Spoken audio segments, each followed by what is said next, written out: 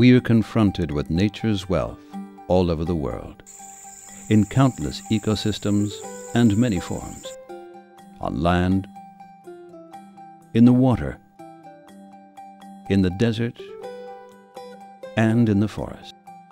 But how can the value of nature be established? To answer this question, Germany initiated the UN survey, The Economics of Ecosystems and Biodiversity, TEEB for short. It establishes the economic costs resulting from the loss and destruction of ecosystems. Conserving biodiversity, and hence the production of natural goods and services, is thus given a very tangible economic dimension. Who are the beneficiaries of these services? Very different people addressed these issues in May 2010. From interested laypersons through natural scientists to politicians. The framework was formed by a joint project of the German Federal Environment and Development Ministries together with the reportage magazine GEO. The International Day for Biological Diversity took place simultaneously in 38 countries worldwide. The leitmotif was Biodiversity for Development. On the occasion of the Year of Biological Diversity 2010, the initiators wanted to make the value of nature comprehensible to everybody. Nature's diversity was reflected in the multitude of global actions. Snorkeling in the Philippines, excursions in the town park in Zagreb in Croatia, or an event on the grounds of a school in South Africa. What was especially attractive here was the field of tension in the actions between day and night, water and earth, valleys and mountains, and towns and the countryside. A small group would keep their balance on difficult terrain, while many interested people would gather in a recreational area close to a town. The idea was to find as many animal and plant species as possible. The participants were supported by scientists. They learned how to determine the species, recognize contexts, and thus understood the characteristics of the respective ecosystem. And sometimes the loss of a species became a sad certainty. Thanks to this immediate encounter with nature, the participants had major learning experiences and gained lasting insights. However, this kind of biomonitoring is just one of the fascinating elements featured in a day of action. Several countries organized supplementary events to make the day even more attractive for the public. For example, in Kenya, leading experts on biodiversity from all over the world planted trees. And many countries, such as Namibia or India, organized discussion forums with experts and politicians. Much consideration was also given to the location of the actions. For example, in Lithuania, where a former military no-go area was examined. Or in Kenya, on the edge of a poor district. But how does all this interrelate?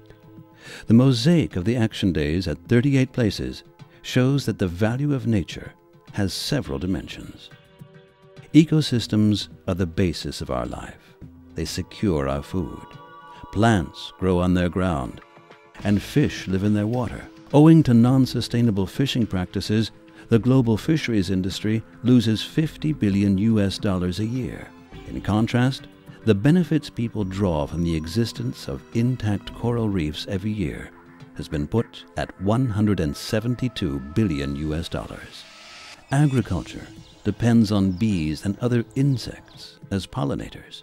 Worldwide, this service is worth more than 150 billion euros. Biodiversity provides clean water and the air to breathe. It supplies building material and energy. Even medicinal plants grow naturally. Take Indonesia, for example. People there have to rely directly on nature's pharmacy. Biodiversity has a balancing function as well. It regulates water levels and the quality of rivers in Croatia and elsewhere. Forests play a very special role in maintaining the balance of nature. For example, the Mooswald near Freiburg, the scene of the German Action Day, provides services worth more than 22 million euros. This sum results from adding the values of carbon dioxide storage and water filtration and its recreational value. These ecological instruments are there to measure this rating precisely. This doesn't mean we are automatically putting things one-to-one on the same level as we would in valuing other things in euros and cents. Rather, it helps us by integrating this rating in our decision-making process. A question to think about. What would a visit to the forest be worth for the guests?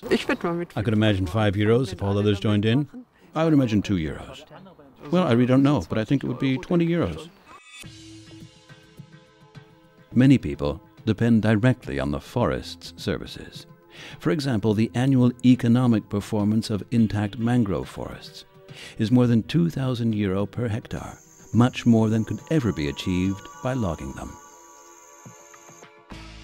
In order to counter the threat the forest is facing, a school in Ecuador cultivates traditionally used plants and plants them out later. Also, nature has always borne an inestimable cultural and spiritual significance for people. This special role needs to be included in the valuation of the various ecosystems as well. This can already be seen if you take the prehistoric cliff paintings in Namibia. Or in India, where there is a lake that the people worship because it is supposed to be able to fulfill wishes. And in Indonesia, traditions and rituals of the indigenous population are handed down to school children. Nature is also a nearby recreational area and a holiday destination. In Austria, 3,000 people took part in the Day for Biological Diversity and experienced the value of intact ecosystems in 6 national parks. Only when all people have understood what very concrete benefits functional ecosystems can offer them and their families will the process of change in thinking start. Only then will change become possible, also in politics. The Action Days in all these different places present a new global view of nature. It is not merely pretty scenery. Nature provides vital prerequisites to all of us. It is our life. The economic, social, and cultural significance of nature cannot be rated highly enough. Every investment in the protection of an ecosystem, whether it be small or large, will yield a multiple of value added.